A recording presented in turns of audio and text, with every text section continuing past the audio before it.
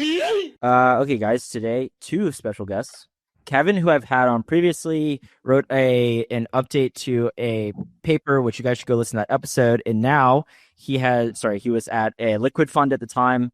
He has since gone to the builder side, and I have brought him back with his co-founder, Mitchell, to talk about what they're building and then stablecoins in general. And then they also both have experience in hedge funds and liquid funds. So we're going to get a perspective on the market. So should be an interesting conversation. Mitchell, I'll let you go first because Kevin's already been on and he's already introduced himself. So you get to give us some of your background and then we'll toss it over to Kevin in a bit. Sweet. Appreciate you having me, Gord. Yeah, at a high level, studied economics, became an economist at the Bank of Canada, our central bank. Did that for a few years, focused on their payments, CBDC, and a little bit of crypto. That was kind of during the time of Quadriga, 2018 to 2020. And then, we can talk about that if you want. You don't hear that name very often anymore. It's kind of funny. It's like something that like I'm sure Canadians know a lot about, and then a lot of early crypto people knew a lot about, but it's like now that we had SBF and FTX, it's like that was such a paltry, scam relative. So anyways, go on. That's fascinating. Yeah. I was there when it happened, and I was like, we got to do something about this, and they didn't even kind of realize the magnitude of it. And I think by like current prices or like peak bull market prices, it was probably almost as big as FTX, because I think it was like 600 million when like BTC was sub 10K and maybe ETH was like $100 or something like that. So yeah, it's pretty crazy when you think the notional size versus today. But yeah, was there, then went offshore and kind of fully into crypto and started working at a crypto exchange called Woo for a few years. And during that process was also at Kronos Research, the trading firm, mostly on the venture side, but did a little bit of BD for them and kind of some of the DeFi trading stuff that they were working on. And then left both of those towards the end of last year, or I guess 2 years ago, 2024, and then started picking up Sierra kind of at the beginning of 2025 and have been here ever since. Okay, great. And then Kevin, go ahead. Brief intro. Sure. Yeah. So got really full time into crypto, working build out USDC. So that was at Center, the JV between Circle and Coinbase back in 2021. From there, went on to lead liquid asset research at T1BC, roughly about $1 billion across all their funds right now. And then we ended up actually spinning out the crypto portion of that into a standalone liquid fund. And that was Triton Liquid. And so I was a founding partner there and head of research for a couple of years. And then eventually just got to the point where I just wanted to dive back into the building side. We're seeing so much of the industry and kind of where it's going, being able to underwrite and look at all of these protocols full time. And then there was just a massive gap that I wanted to kind of jump in and try to fill and actually build something that can break out of the kind of the endogenous crypto circle that we've kind of been stuck in. So that's really why I made that switch. Okay. And so just one last thing. How did you two know each other? This will come back in a little bit as we kind of explain what we're building. But we were introduced by the founders of OpenTrade, which is kind of a yield as a service, institutional grade kind of yield platform. And so I worked with them back at Center. So we were building out USDC in the early days. And then Mitch, through his time, they had invested in and used OpenTrade for their products. And so it's just kind of a natural, I guess, meshing of worlds. Yeah. Okay. Makes sense. Okay. So then, dive in. What is Sierra and like what is the problem being solved here? So I think at a high level, what is Sierra? It's a liquid yield token is kind of the definition we use. So never use the term stablecoin, and we don't kind of represent it as a stablecoin. In the bucket, well, actually, first, liquid yield tokens, what we kind of define them as is a token. So it has a secondary market. It's liquid. It's backed by stablecoins. The reserves or kind of the backing of these tokens are deployed in some general yield strategy. Could be DeFi, could be basis, could be RWAs, some combination of those. And then at least part of the yield gets passed through back to the end token holder. So like I would put Athena's SUSDE in this bucket. I would put USDAI's, the staked version, Syrup, USDC and Tether, the Maple products, Cap. There's probably 20 of these protocols now. And a lot of them kind of pre 1010 and through even post 1010, the big crash in October, they still call themselves yield bearing stablecoins, which we really kind of don't like that terminology. And so we frame it as a liquid yield token. And then Sierra, the token, capital Sierra, is like the canonical liquid yield token issued by the protocol. We can come back to this later, but in the future, we envision many LYTs, liquid yield tokens, issued by the protocol, and Sierra is really just the first representation of that. Yeah. So, okay, then what is you talk about these like yield strategies in the background. What do those entail? And yeah, like what is the big unlock? Maybe also you can explain this relative to kind of the other ones that you just mentioned. Obviously a very competitive space, stablecoins in general, but then also these versions that have various, yield sources, some like the GPUs, whatever that you talked about. Like, so yeah, like how do you differentiate yourself maybe? Yeah. So the biggest is our flexibility in what we can allocate to. And so Sierra being our kind of canonical version of it, our opinionated version of what a really risk adjusted a liquid yield token should be. But then also any issuance partners that want to come in and launch, they kind of have a menu of just kind of underwritten quality, like blue chip yield sources that they can tap into. And so through our infrastructure, we can go to any protocol on any chain, RWA basis, like frankly, any yield source that is hooked up to stablecoin rails in the world, we can tap into. And so like, obviously we're not going to be in a million things, but it just really opens up the design space of what we can bring on chain. And then a big differentiator is not using that kind of, staked, unstaked, the kind of dual token model. Yeah. Automatic yield. Yeah. Yeah, exactly. So a lot of them, like they have maybe 40-50% of their actual holders earning yield. And then the other half is subsidized net yield, taking on the same risk that the entire protocol is taking on without any of the rewards. And there's no real use case for those stable coins. And you see just like incentives dumped on those. It just completely wipes out the governance token side. And it's just not a sustainable model. And so ours, we don't have that kind of dual token model. It's a single token, like price updates every 15 minutes on chain as yield comes through. And 100% of, depending on the liquidity buffer you want, so 95 to 100% of the capital in the strategy is actually deployed earning yield paid through to 100% of depositors rather than a subset. And so there's just like these efficiencies, and it's kind of like the V 2.0 of a lot of these in our mind. Yeah. Go ahead. Oh, sorry, Court. Was just going to add on in terms of like the actual types of strategies backing it. You kind of have, generally speaking, a few buckets. So like most of them tend to be what we call monolithic, meaning they have just like a single backing yield source. So like basis or over collateralized lending. What we kind of dabble in is basis. We're adding to the portfolio, over collateralized lending through many different platforms. So right now we use Morpho and Aave. Euler will soon be there, potentially Camino on the Solana side. And then we're exploring doing some Pendle PTs, but not really doing kind of the looping that some of the more tokenized hedge fund products tend to get into. So just kind of the PTs themselves without leverage and tapping into those fixed rates. And then kind of RWAs, treasuries, commercial papers about to come into the portfolio, as well as potentially some forms of private credit and trade finance. Really trying to blend a mix of liquidity risk, credit risk, duration risk, all these kind of things that you have to be exposed to earn higher than the treasury rate, but in a way that I think is still providing a risk-adjusted returns for the end holder. And we basically have a risk framework that underwrites each of these yield sources, which then assigns effectively whether or not the protocol can allocate to it, and if it's allocating, what's basically the maximum threshold that we can allocate to.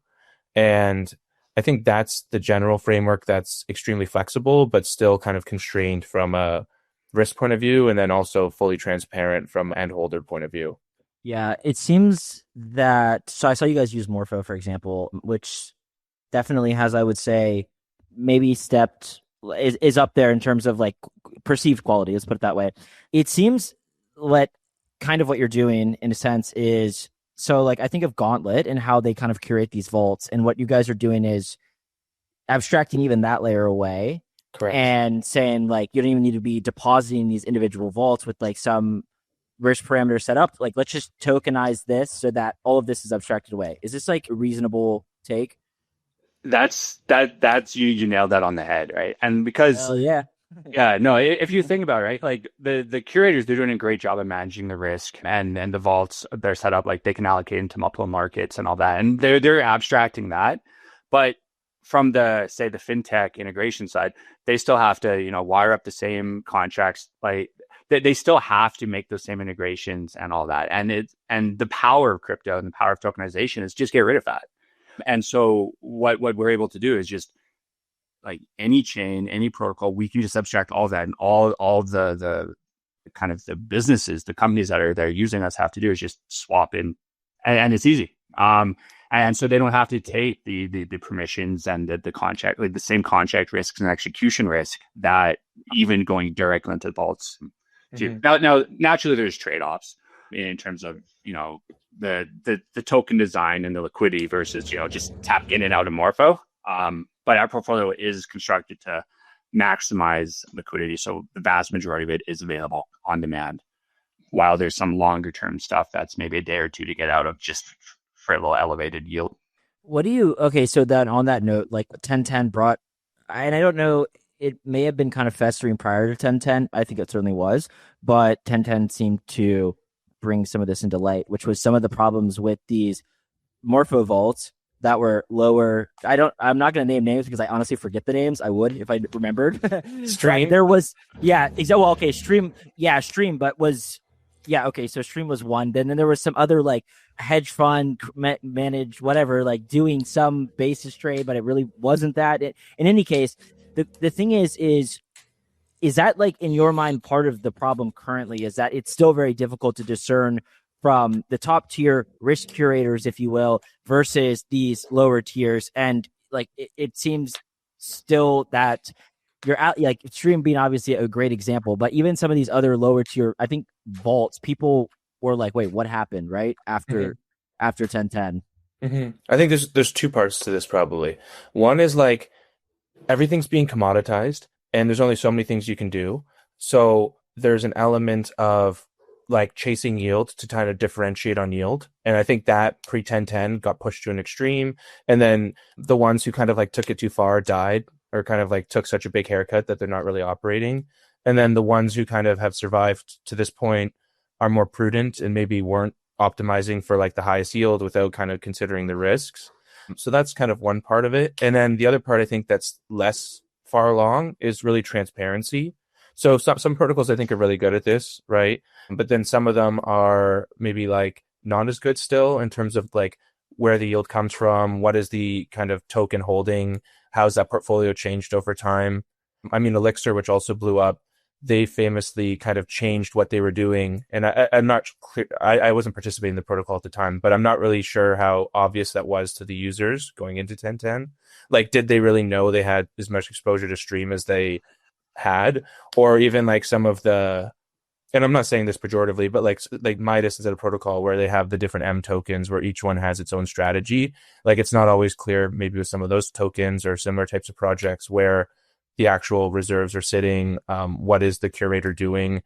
Some other protocols do a lot of stuff off chain to generate yield, and they don't necessarily show that very well. A protocol that's helping a lot here is Accountable. I'm not sure if you're familiar with those guys. Yeah, they're really cool in the sense that they partner with LYT projects or yield-bearing stablecoin projects to try to bring transparency to what they're doing with the reserves. So, like, I think you'll see in the next 3 to 6 months a lot more effort on the transparency side, basically showing like what they're holding, and to the extent that it's not on chain, third-party kind of attestations or reporting around those assets actually being there, and the what they're saying they're doing is actually matching what's being done.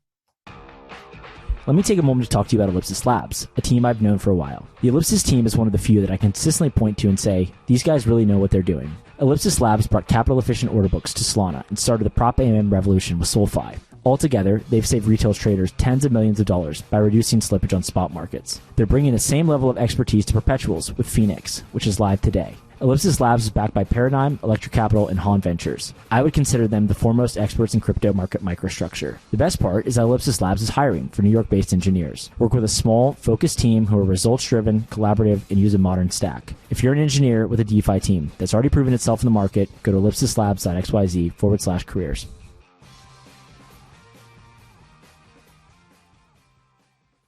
What are current yields on chain? Yeah, I mean, following the week we just had, they're crushed, right? And so you're kind of standard money markets. You're kind of high twos, low threes right now. At the time of recording, you can reach up to, on a risk adjusted basis, you get into the fours on some. A lot of those, you start getting heavy incentives paid out in order to juice those. And then that's just in your kind of your lending markets. And then if you go into, basis, I think right now basis is negative for pretty much every single major across every exchange. So that's crushed you. And then you got Pendo markets. And so those are holding up just because of that fixed yield nature. And so that's why Pendo is such a powerful protocol. I mean, it's because they're able to do that. And now as long as you're taking the exposure to a quality project, then those have held up reasonably well.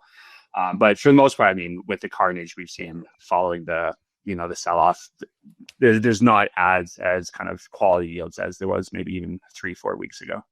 Yeah, because, okay, so from my perspective, I was, I guess, lucky enough to have been around more so toward the tail end, but in DeFi Summer and especially with, some of the like Altel ones at that time. And those yields were insane, right? Like, you could, I don't think people know this now because this industry moves so fast, but like early on in like Binance Smart Chain days, you could put USDC and USDT in a pool and get like 1,000%.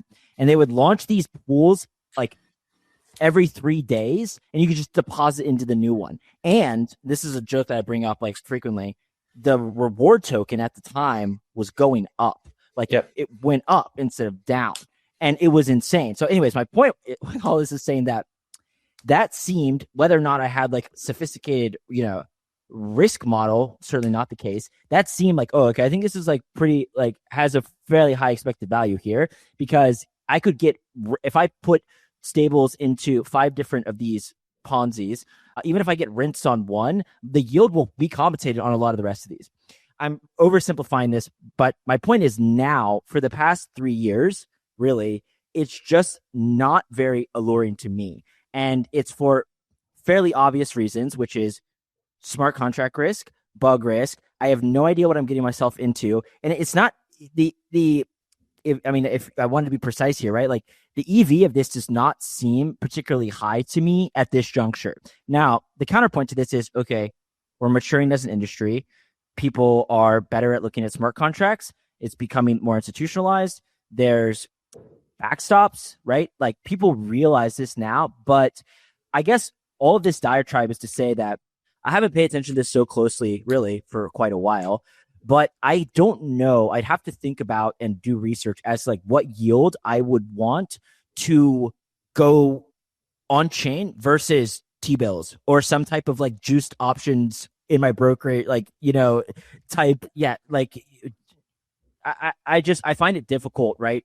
From my perspective. So I'm curious, like you're trying to sell this. What do you think is the, type of yield you want to sell to institutions and why versus going and sticking it on, a typical brokerage? Yeah. So there's really 2 answers to that, right? And so like on a risk adjusted kind of yield basis, like you're pretty much bang on there, right? And in a lot of these cases, you are seeing on-chain yields below T-bills. And so in our risk framework, we set our floor at that T-bill because, once you start adjusting for, contract risk, exploit risk, all liquidity risk, all these different factors, you just can't reasonably allocate to that. Now, where we're trying to, find that quality yield is going to, the Wall Street guys that are coming in. And that's with our platform tapping into the RWAs and going into more of that. And the way we really try to package it is it's like a 1-click exposure into a diversified risk adjusted stablecoin compatible like yield package. And rather than having to choose and underwrite a single market and just route in and out of that, which the risks just go up. Like this is still this funny thing in crypto where like diversification is seen as like a negative. And right, go to traditional finance, like diversification is, Robert says, like one of the, it's a free lunch, right? It's one of the only free lunches out there. And so that's a way to reduce risk. And we can also, because we can tap into these yield sources, push up those yields a little bit more. But we're not going to be chasing like 8-9% yields. And I think people in crypto have been so conditioned. Yeah. Like to like, unless I'm getting 19% on this, like it's not worth it. But it's like the amount of risk you have to take to get that 19% is insane. And if anyone tries to like tell you differently, then I don't know what to tell you. Those just are not sustainable real yields. And as stable coins become more institutionalized, you're going to see that compression happen. So that's like one side of it. The other is there's a US centric view of this, and then there's kind of a global view of this.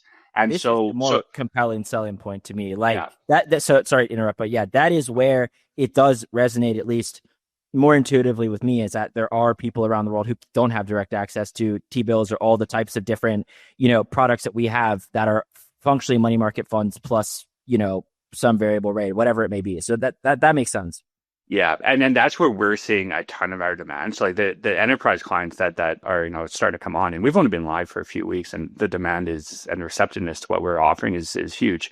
But a lot of them in Latin America, Africa, Asia, like all these people that have like real organic stablecoin users and demand for US dollars need these yield packages, and they can come in and there's a world where we can provide them a quality. I don't say investment grade because that's misleading, but it's like an enterprise grade package and yield solution that these guys can tap into that they've never had access to before. And so that's really the value prop that we're kind of putting into the market. And that's resonating with these, payments companies, these fintechs, exchanges. They're really, really open to that.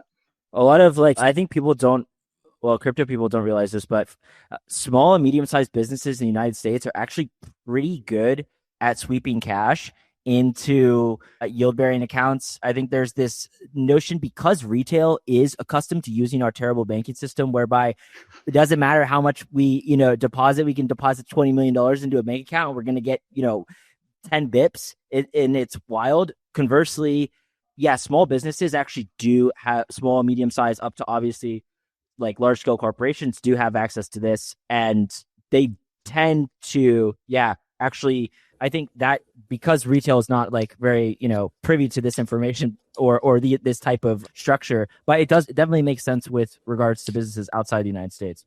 Mm-hmm. Oh, sorry, Gort, just what I was going to add here. I think like the form factor is something we talk about a lot, matters. So what I mean by that is like a vault versus a token. So there's tons of great products out there. I mean, like think about the Kraken retail example that just got announced last week, right? As a user on the platform, you deposit USDC in or Tether in even, or maybe even Bitcoin, but focusing on stables, you deposit stables into a vault. They're like locked in there. And that kind of limits the interoperability with like payments use cases of stable coins, treasury management, like you just mentioned as well. So like when I think of form factor, I think of like an ERC20 with a bit of a few kind of extensions, but effectively an ERC20, which works with any custodian by default. Everyone's familiar with holding tokens, and having the embedded yield there makes all these other kind of use cases where stable coins are historically used now accessible for like liquid yield tokens. So, I mean, like the simplest retail one is instead of holding Tether or USDC and spending your EtherFi card or Avalanche card or any of these payment cards, you could hold a token like Sierra or something similar, generate like 4 to 6, maybe 7% yield intrinsically, and then still spend it anywhere that the payment card is accepted at the point of sale.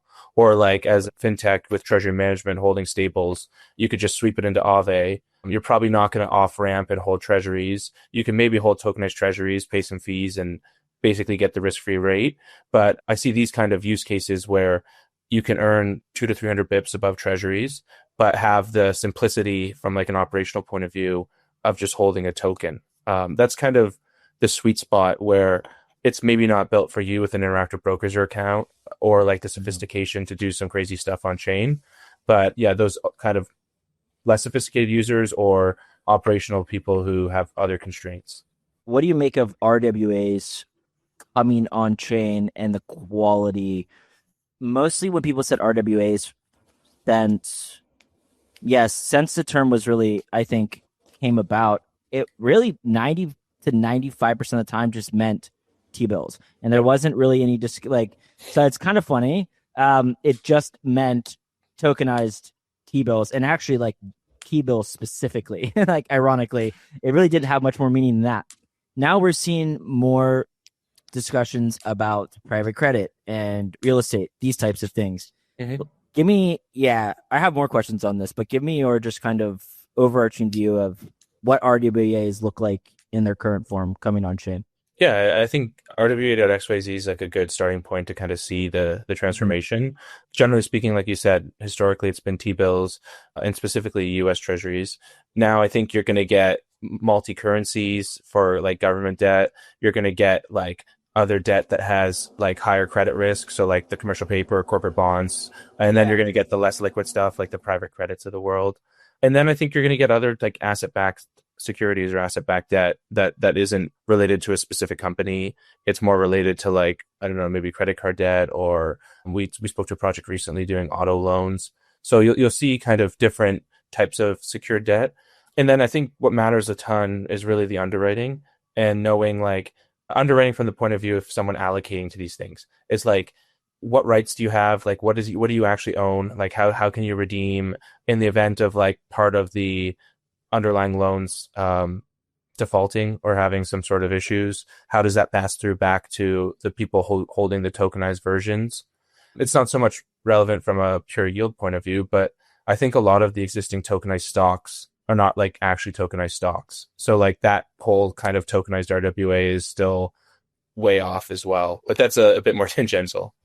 No, I think because the reason I ask is we see these announcements now of Apollo and Blackstone and my well, obviously I kind of probably am conditioned to be quite skeptical, but I'm like extremely skeptical because my first thought is that these are almost this is like the definition of adverse selection to me. It's like these and particularly with some of this private credit stuff where it's very illiquid and they haven't wanted to for the past 10 years mark this stuff to market, and now it's like, oh, everyone in crypto gets very excited about this from the, oh, we're bringing the world on chain. And I sit here and look at this, I'm like, guys, it's because this is a way to find, and I'm generalizing here, I'm sure this is not the case with all of them, but this is the buyer of last resort in many ways. And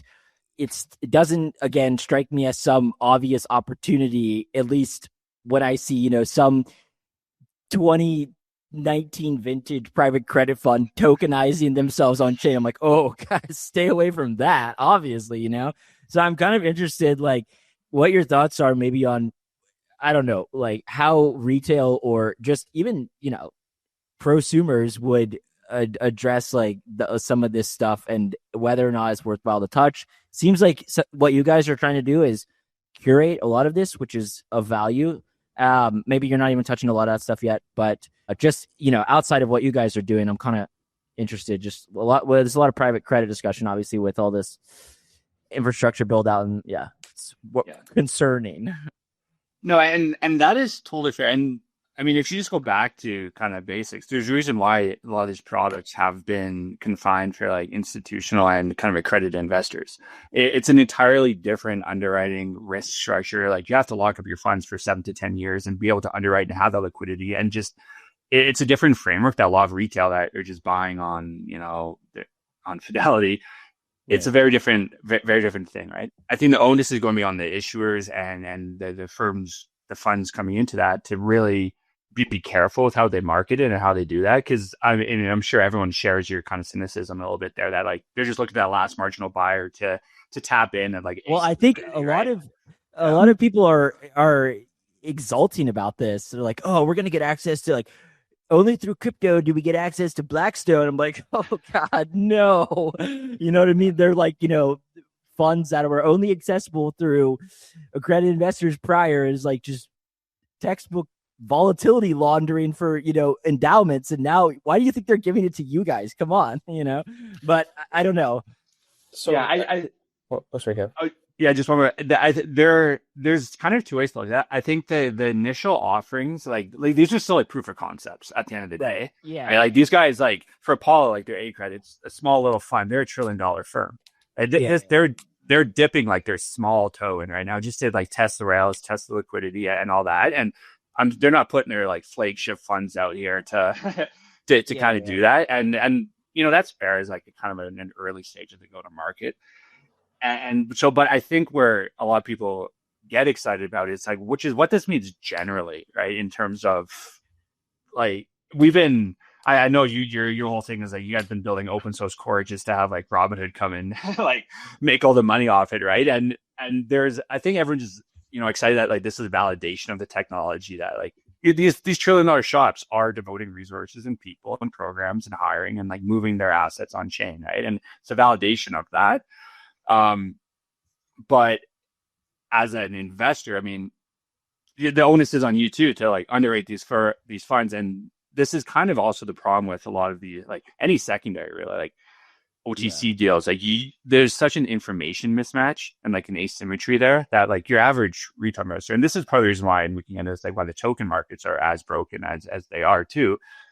These are like long-term hold underwriting venture kind of investments that people are treating like like Google stock, right? And they're trying to like shoehorn these risk frameworks into these liquid tokens, when really the actual just nature of these investments are long-term holds. And so I think as this marriage happens, there's going to be a little bit of volatility and some issues here. But fast forward 5 years, what does this mean for blockchain tech in the industry? And then we'll see how this advances. But I think that's why, I mean, from my perspective, there's a lot of excitement there. And then if you don't have access to the investments, it's like, oh, this is a whole new world. A little bit worried about what might happen. Just it's a different underwriting. But I think that's really where that's going to go. And sorry, Mitch, you're also going to say something there. Yeah, the only thing I was going to add is that through Open Trade, we have the ability to basically off-ramp stables and like buy the actual like more quality version off-chain. So I think we're a bit insulated in the sense that we can pick and choose the more quality ones that we can underwrite on chain, and then skip the ones that, to your point, Guart, definitely have adverse selection and are a little dodgy perhaps, and then just go directly to the more kind of off-chain equivalents. As an example, like one issue with the off-chain equivalents is the high minimums they have as well. So like that's kind of a benefit of Sierra as well, is that you can access these products which tend to be reserved for more institutional investors, but still can be wrapped kind of through Sierra for the common person buying $100 on chain. Yeah, that makes sense. We're talking about bringing all of this on chain. What does this mean in practice? And like, yeah, maybe we'll just start there. Like, what does this mean to you, bringing the world on chain? The reason I ask is because, so I saw this interesting back and forth the other day where somebody was saying, like, right, I've kind of also, I'm blaming this on somebody else, but this is a view that I felt, so, which is that like a lot of this stuff is, back office software functionally, and bringing it on chain, like, is Robinhood, right, having their own L2 with their own sequencer and controlling a little, having their own little closed boxes, like, is this on chain, right? And at some point, my question is like, what does on chain actually mean if in practice it's a bunch of different databases as opposed to one? And anyways, I think Kobe responded, which was like, the NASDAQ and New York Stock Exchange just tokenizing, we're moving to 24/7 trading and all. Again, I'm not sure what on-chain really means at this point. So I'm curious, when you guys talk about on-chain, what does this look like now and then maybe in the long run? Yeah, so to me, the big unlock isn't, I mean, a lot of people are excited about being able to trade this thing 24/7, but like NASDAQ, they can move there, and that's not like this huge thing. To me, it's the interoperability and the composability of this. And if you try to do a lot of what you can do, on chain right now through your traditional rails, it took me, I was literally trying to onboard, like 20 rand or something like that through Coinbase. And it took me 2.5 weeks because they had all these blocks and all this stuff. And I had to transfer from an account to another. And then they wouldn't let me send out a couple at a time. Like, it was a painful process to go from my kind of savings account to get it on there. Once I'm on there, though, like, I can do anything I want at any time with that. And to me, it's the experiential unlock of what all these assets in a more open, composable actually experience enables. And then the tokenization side, because these things are composable, the tokenization is like, yeah, you have like ETF wrappers for certain assets and all that, but being able to blend yields with private credit, you can like do a one-click entire investment portfolio. And so you could have QQQ, you could have gold, you could have all that. You can just in and out of a portfolio in like one click, and whatever exposure you want, you can dial it in. You can customize this on your own end. And so I think in the future, it's like the hyper personalization of that finance and that experience is kind of what gets me excited about it. For the average US person that's just trading already, like I don't think it's this crazy unlock. But once you get to the actual programmatic assets and what kind of internet native value is, that's where I think it gets exciting. What bringing these things on chain gets you. Even if synthetic exposure, it's still the exposure. Yeah, I totally agree with Kevin. Maybe the one thing I'd add is like, to me, on-chain now just means like being within the crypto kind of economy, the kind of basically accessing products that you can never access in TradFi, or kind of like, and speaking from more of a retail point of view, like having perps, being able to post kind of yield bearing assets as collateral, being able to like, there's like hedge fund strategies, you like all these like market making faults that you would never get exposure to. Basically, to me, it's like caveat emptor, and like you have the ability to do whatever you want, but then you have to kind of live with the consequences. And like being on chain doesn't mean like the old kind of like cypherpunk ethos of crypto and like the maybe like level of privacy that maybe only Monero has now. It's more just like having more control of your finances, not being beholden to like traditional institutions, I would say, and being able to access whatever you want. It's like more of like a financial freedom than it is like privacy thing, or like fuck the government cypherpunk kind of thing. I think that, and I think it's legitimate, to be clear. I mean, I remember the first time when I used like Sushi Swap back in 2020 or something, and then lent and then borrowed against, like lent on Aave and then borrowed against that. It was interesting, right? Like it was really interesting. You could go to like a different website and have your same browser wallet and put that money that you just got elsewhere. Like this isn't lost upon me, to be clear. Like we're going back to like very, the basics here, but like I understand this. I guess one thing too is that how do you view the importance of, so that what I just described is like this idea of composable finance or whatever, but how composable does it really need to be, and how composable will it be going forward? Like, and the reason I ask is, will we be able to take our Robinhood assets that we buy QQQ on Robinhood and take that and lend that on Aave? Like, is that the vision? And a lot of the early frictions were in these like bridging and the time it took. And now, so like this was the Solana vision was very much a single unified composable layer. And that made a tremendous amount of sense when we all dealt with the annoyances of bridging to L2s, and it was palpable. Like it no matter how much people talked about, oh, well, you can, it was obvious. Like it's just, in trying to move any real amount of money, it was like very, very annoying and complicated. And that was the promise of Solana. But one thing I will say is that as bridging gets better, as a lot of these things just don't require the same level of security and decentralization that they once did, this idea of like interoperability to me, or rather the idea of composability in the Solana sense, actually, I'm not sure where we fall on that spectrum. So, but anyways, you guys are building on Avalanche. So clearly you think that a lot of this stuff's going to be interoperable across a bunch of different layers, I would assume. Well, I would say like you have like layer 0 CCTP, so like Right. where the reserves sit is so far removed now from where like the user experience of using a product could sit, right? Like because of layer 0 and being an OFT, an end user could simply like buy it on an Ethereum, or like soon buy it on Base or Solana. So yeah, we've kind of worked closely with the foundation and the labs team at Avalanche to kick things off, and that's kind of where our reserves sit. But to your overall point, I think the level of abstraction and kind of just the quality of user experience is so much better than it was in 2020 and 2021. And I think that's only going to continue, right? I mean, like you have Privy with these like wallets now that like you don't even realize you have a private key. The bridging, as I mentioned, with layer 0, the wallets in general in terms of swapping and embedding all these features, like being able to trade perps through Phantom. I think this is like the early innings. Like who knows what it'll look like in 3 years or something like that. Like, I think the end goal, you won't even think about gas. You won't even think about which chain you're on. You won't even think about the frictions that like positions on Lighter are not fungible with Hyperliquid.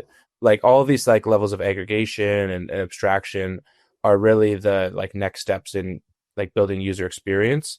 Like I don't think Aave and Morpho from a point of view of a lending market will have a huge amount of innovation. Those things will like ossify and probably just become as secure as possible. And then to me, like the next levels is really around further abstraction, better UX, and ultimately, I think it'll be so blended. Like you'll use Robinhood as an American retail person, but you may be doing stuff on multiple blockchain apps. You may be doing stuff on different chains simultaneously. Like that's the to me like the future of on chain. Yeah, I think in general, I guess kind of rule of thumb I have in my mind, if you have to sign a contract, that'll be gone. Like we should not in kind of the future of this be interacting directly with contracts. And as this matures and as these technologies get there, like you should have no interaction with the underlying protocols. And it's like whatever the best consumer or or business facing or end user design and experience will be. But they can tap into anything, any chain, any protocol, and really package something that's unique. You just experience it. You don't have to deal with keys and sign in or anything like that. And I think that's where we're going. And so to Mitch's point, like these underlying protocols, they're just going to, I think, further that's why you see a lot of them trying to kind of vertically integrate and like releasing its own savings because like they know that abstraction is coming and they're trying to get out in front of the users as much as they can too. But I think being able to tap into any kind of yield source and not be reliant on a single kind of monolithic venue is important. You guys both have experience on the buy side and investing in these markets. Yesterday, so we're recording this on February 6th. Yesterday was a version of 1010 that was slightly slower nuke, but a nuke nonetheless. And then obviously in the fall, we had 1010. Markets in, just a lot of volatility and a lot of, maybe more interestingly, just like a lot of apathy and rage quitting, crash outs, if you will. How do you guys think funds are doing right now, right? Like, and I kind of asked you this before, but we see what people say on Twitter, which is there's never been a better time to be in crypto, and these are the opportunities, generational opportunities of a lifetime. I'm talking from the investment perspective right now. How do you guys feel, from your experience, the market is doing and the actual real outlook is? I think specifically we'll talk about like the liquid funds here. So like if you want to kind of categorize them as your fundamental guys and then maybe your market neutral guys. The market neutral, I think they've been doing pretty well, right? Those strategies, like they're pretty high sharp. Like they just kind of just chug along and they do a pretty good job. So I think, maybe, I mean, right now, basis is blown out. It's like minus 70% on these exchanges. It's like they're probably, just sitting in mostly in cash right now, T-bills or what have you. But on the fundamental side, I think it really comes down to mandate. So some of them are a little bit quicker. They can go in and out of cash. They can try and time that a little bit more of a trading shot focus. Now it's impossible to time markets that fast, and they all took something on the nose there. I think that the unfortunate part for kind of the liquid token markets is a lot of the really kind of long-term fundamental guys that their mandate is to, be 80-90% long, invest over long-term horizons. A lot of them probably took that entire drawdown on their nose. I don't imagine a lot of them moved into cash to try and time that bottom because they underwrite these teams as a venture allocator would, and they invest into the team and they partner with them and they kind of help them with, go to market and product, and they really are along for that ride. And so until that market recovers and those tokens recover, unfortunately, correlation goes to one and it kind of sell off like that. Doesn't matter what the quality you're in. Like you take that. Now the ones that have that backing of that long-term liquid capital, those projects should recover and they'll get some of that back. But in the meantime, the bigger issue is that there's no new capital coming into the market. And I put out my posts about this over the kind of past few months. Is just there's only really 20 billion of liquid capital in these liquid funds that you can invest. And what happens is if 80% of that is already invested, where's that marginal buy coming from? And until you get the new flows coming in, to offset the 2-3 billion of unlocks a month from all the projects. There's just econ 101, the supply demand like mismatch. And so it's tough until you see either that the pace of new projects launching and the kind of unlocks coming down. But the problem is every $5 billion launch or $300 million launch that comes, someone is buying that. Like the price, even if the price is going down, there is someone buying that coming down, even as that price falls. And so it is pulling liquidity from the existing projects. And it's just a tough kind of a chop to get out of until either supply issuance comes down or the demand and new capitals comes into these kind of bigger liquid guys that can actually put it to work. Yeah, maybe just the only thing I would add is I think there's a shortage of quality tokens that these funds can even underwrite that have like legitimate token holder rights, that have claims on cash flows. I mean, that stepping back, that even generate cash flow to begin with. Once you put this fundamental lens on, and especially discount for all the kind of risks that these allocators face, there's just like so few projects that are like valued even after the sell-off at a point where like they could be underwritten. So to me, like the biggest change kind of in the next 6 months to a year is just going to be like consolidation of capital around the fewer and fewer projects that can actually like be allocated to. And I mean, like Hyperliquid and Hype's kind of like the easiest example, but like having a team that respects the token, that doesn't like inflate it away, that actually returns value to these holders and does so in a very predictable way. I think like that's kind of the standard I would expect that will bring in the next wave of capital, like Kev was saying, and kind of sustain the remaining liquid funds that are around. Okay, so I know you guys have mainly background in liquid and trading, but if you had to speculate, you know the names, but if you had to speculate broadly on the venture market, because a lot of this initially at least comes from venture, like they're the original investors, and then subsequently liquid steps in at some point or maybe simultaneously. But the fact of the matter is the people funding these early projects are the venture investors. How do you think they are doing? Like, not what they say, but how do you think they are doing? How are they looking at the market? But this obviously makes a big difference going forward for this industry. If there is not a lot of early capital allocators, then we shouldn't expect a ton of new promising projects. And I'm just curious if you have any thoughts on so one thing I would just finish by saying that I can't imagine that the past, even the bull run, if you will call it that, was very appealing to venture. I mean, the bull run really did not provide many 10 and 100 X's, right? Like a lot of it flowed into Bitcoin and meme coins and didn't just a very small handful of projects. One, ironically, Hyperliquid, which didn't have venture investors. So it's really, really hard for me to like see the reconciliation of what has been invested in the past 3 years and then these funds doing well going forward. So I'm curious if you have any hypotheses maybe. Yeah, I think you'll just see a little bit more attention paid to quality is the biggest thing. And then with a differential and expectation of what liquidity and what you can actually exit these things at and how quickly.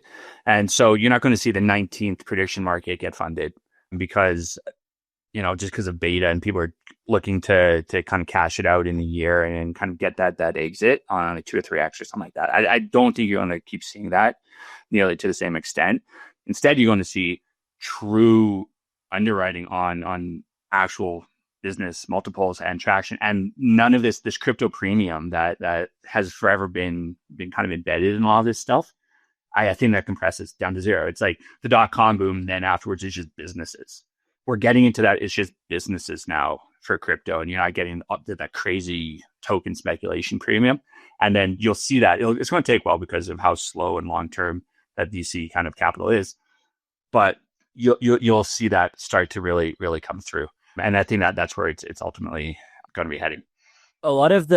From my perspective, a lot of the doubling down on winners idea still seems like it's kind of a shot in the dark if those winners could provide like really asymmetric opportunities. But I don't know if you have a different opinion.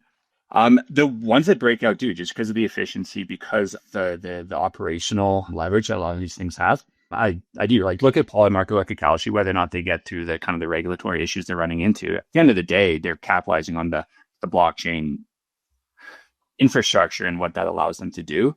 Like Hyperliquid, its profits are NASDAQ level profits, just about, right? And that's incredible. So I think you'll see those kind of break through and be successful. But the industry itself is tiny, right? Like we shouldn't, right? It's still tiny. There's still not much capital. A lot of that capital is now going on to the AI robotics side of things.